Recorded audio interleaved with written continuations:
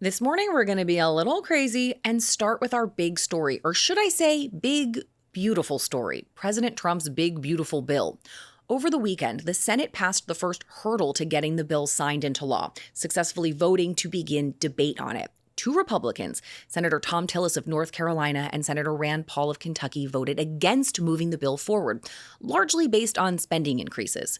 The Congressional Budget Office says that the Senate version, as it now stands, would add $3.3 trillion to the federal deficit.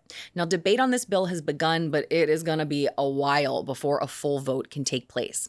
Senate Minority Leader Chuck Schumer promised to request that the entire bill, all 930 pages of it, be read aloud before a final vote is taken.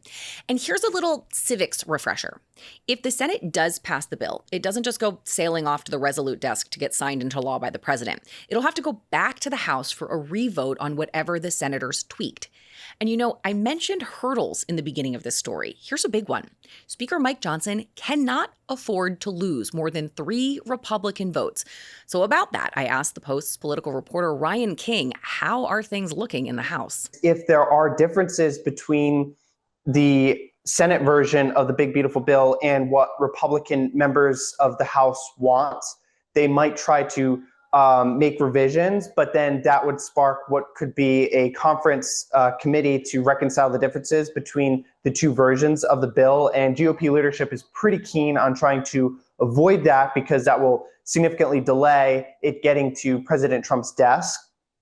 Now, several Republican members of the House have indicated that there are a few issues that they were a little bit concerned about in the Senate version, namely from fiscal hawks. There are concerns about the deficit impacts. The Senate's bill includes a larger deficit according to CBO projections than the original House bill did.